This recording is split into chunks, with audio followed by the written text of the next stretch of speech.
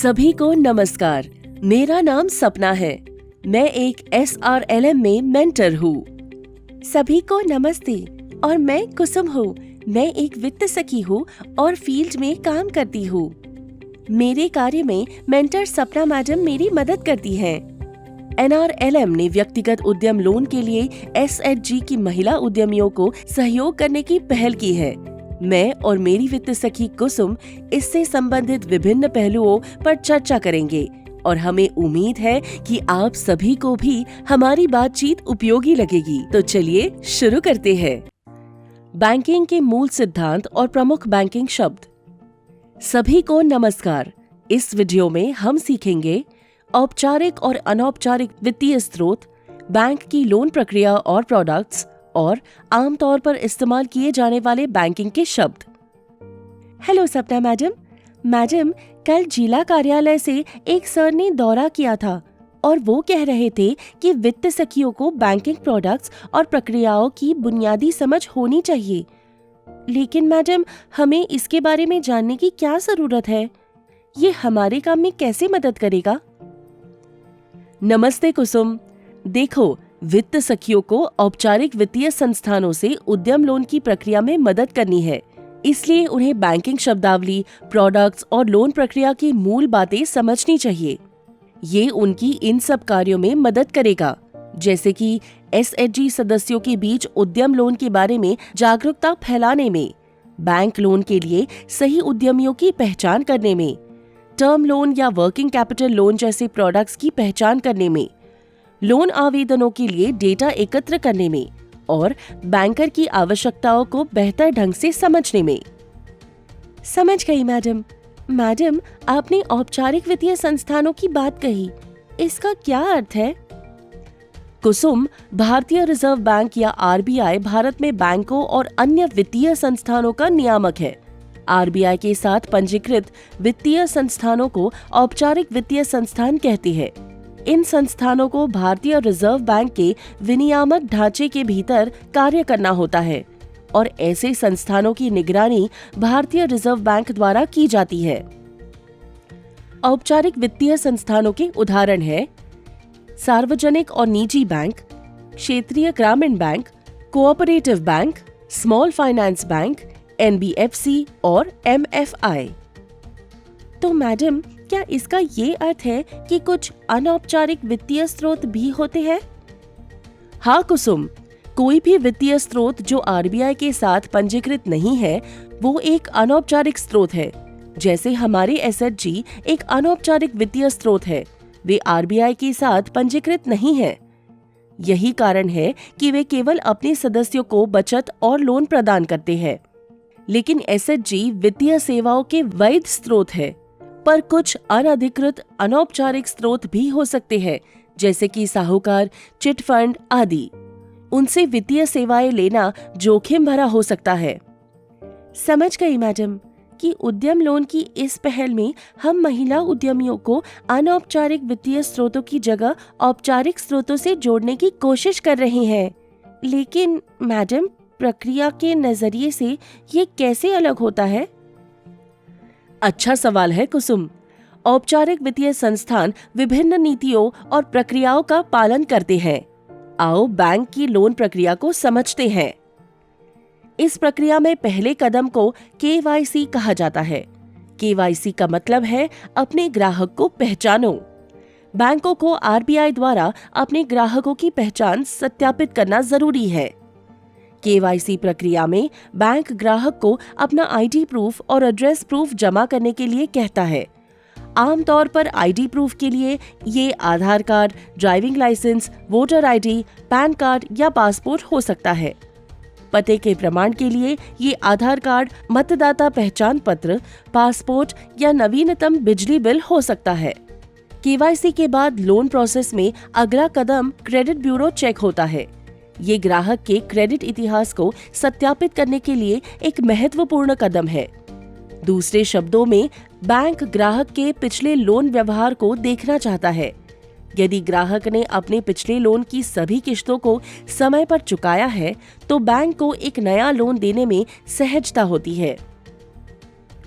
Credit bureau की जांच credit bureau नामक अलग अलग कंपनियों के माध्यम से की जाती है। क्रेडिट ब्यूरो किसी भी औपचारिक स्रोत से लोन लेने वाले लोगों के लोन रिकॉर्ड रखते हैं। भारत में 4 क्रेडिट ब्यूरो कंपनियां हैं। ये है सिबिल, एक्सपीरियन, क्रिफ हाईमार्क और इक्विफैक्स। पिछले लोनों में ग्राहक के क्रेडिट व्यवहार के आधार पर क्रेडिट ब्यूरो कंपनियां ग्राहक को क्रेडिट स्कोर देती है। ये स्कोर 300 से 900 के बीच होता है। लोन लेने के लिए 650 से ऊपर का क्रेडिट स्कोर जरूरी होता है। क्रेडिट ब्यूरो की जांच के बाद बैंक अन्य आवश्यक दस्तावेजों के साथ लोन आवेदन मतलब लोन एप्लीकेशन जमा करने के लिए कहता है। अन्य दस्तावेजों के साथ लोन एप्लीकेशन का उपयोग बैंक लोन के मूल्यांकन के लिए करता है।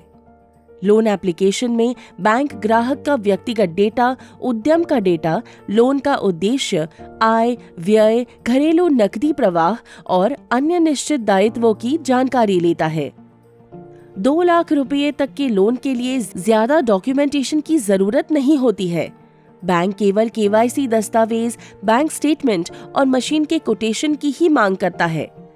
10 लाख रुपए तक के लोन के लिए कोई जमानत की भी जरूरत नहीं होती, क्योंकि वे आमतौर पर विभिन्न सरकारी योजनाओं के तहत कवर होती है। लेकिन 2 लाख रुपए से अधिक के लोन के लिए बैंक परियोजना रिपोर्ट, पिछले और अनुमानित बैलेंस शीट, ITR, उद्यम पंजीकरण और लाइसेंस मांगते हैं। लोन का मूल्यांकन करने के लिए बैंक के अधिकारी आवेदक के घर का दौरा करते हैं।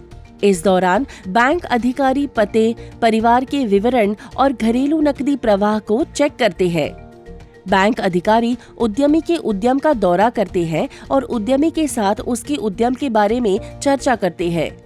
वे उद्यम के स्थान को चेक करते हैं, बिक्री मार्जिन, स्टॉक और मुनाफे जैसे व्यावसायिक प्रदर्शन की जांच करते हैं। बैंक अधिकारी पड़ोसियों और सप्लायरों से भी मिलते हैं और लोन आवेदक के बारे में उनसे राय लेते हैं। लोन मूल्यांकन में बैंक का एकमात्र उद्देश्य ये सुनिश्चित करना है कि ग्राहक समय पर ब्याज के साथ लोन चुकाने में सक्षम होगा कि नहीं। यदि अधिकारी संतुष्ट होते हैं तो लोन प्रस्ताव स्वीकृत किया जाता है और लोन राशि वितरित की जाती है। लोन देने की प्रक्रिया को लोन डिसबर्समेंट कहा जाता है। मैडम, अब मैं औपचारिक लोन प्रक्रिया को समझ गई, लेकिन उद्यमों के लिए बैंकों के पास कौन से प्रोडक्ट्स होते हैं? उद्यमों के लिए बैंक आमतौर पर 2 प्रमुख श्रेणियों के लोन प्रदान करते हैं, जिन्हें कहा जाता है सावधि लोन या टर्म लोन और कार्यशील पूंजी लोन या working capital loan. Working capital loan cash credit सीमा, जिसे CC लिमिट भी कहते हैं, या ओवरड्राफ्ट के रूप में होते हैं। टर्म लोन अक्सर क्षमता का विस्तार करने, मशीन या उपकरण आदि खरीदने के लिए एक बार थोक निवेश के लिए दिया जाता है। टर्म लोन एक निश्चित अवधि के लिए दिया जाता है, अक्सर 2 से 10 साल तक। हालांकि अवधि भिन्न हो सकती है। लोन को समान मासिक किस्तों में वापस करना होता है, जिसे EMI भी कहा जाता है। EMI में मूलधन और ब्याज राशि शामिल होती है। इसके विपरीत CC लिमिट या ओवरड्राफ्ट लोन नियमित उद्यम की आवश्यकताओं के लिए है। यहाँ उद्यमी बैंक द्वारा प्रदान की गई क्रेडिट सीमा के अंदर कोई भी राशि कभी भी निकाल सकते हैं। ब्याज जो मूलधन राशि ली गई है और जिस समय अवधि के लिए ली गई है, उस पर लगाया जाता है। CC लिमिट में बैंक अक्सर मासिक आधार पर देय ब्याज का भुगतान करने के लिए कहते हैं, जबकि मूलधन उद्यमी कभी भी जमा कर सकती है। CC लिमिट या ओवरड्राफ्ट में कोई निश्चित किस्त नहीं होती है। मैडम, यदि कोई ग्राहक लोन चुकाने में सक्षम नहीं है तो क्या होता है? यदि कोई ग्राहक रीपेमेंट स्केड्यूल के अनुसार लोन नहीं चुकाता है तो बैंक जुर्माना लगा सकता है। जुर्माना बैंक द्वारा अपने नियमों और शर्तों की उल्लंघन के लिए लगाया जाता है। रीपेमेंट स्केड्यूल में कब कितना पैसा लौटाना है, ये लिखा होता है। यदि कोई उधारकर्ता समय पर लोन की किस्त का भुगतान नहीं करता है तो ऐसी किस्त की राशि को अतिदेय या ओवरड्यू कहा जाता है और बैंक उस पर जुर्माना लगा सकता है। यदि नियत तारीख से 90 दिनों से अधिक समय तक लोन पर कोई राशि का भुगतान नहीं किया जाता है तो ऐसे लोन को बैंकिंग शब्दावली में नॉन परफॉर्मिंग एसेट या NPA कहा जाता है। अगर कोई ग्राहक पूरी तरह से लोन चुकाना बंद कर देता है और इसे वापस करने का इरादा बिल्कुल भी नहीं रखता है तो ऐसे ग्राहक को डिफॉल्टर कहा जाता है और बैंक ऐसे ग्राहकों के खिलाफ कानूनी कार्यवाही कर सकता है। मैडम, ये बहुत उपयोगी जानकारी थी। इससे मुझे अपने काम में बहुत मदद मिलेगी। बहुत अच्छा कुसुम। तो इस वीडियो में हमने सीखा औपचारिक और अनौपचारिक वित्तीय स्रोत, बैंक की लोन प्रक्रिया और प्रोडक्ट्स और आमतौर पर इस्तेमाल किए जाने वाले बैंकिंग के शब्द। आशा है कि आपको वीडियो उपयोगी लगा होगा। धन्यवाद।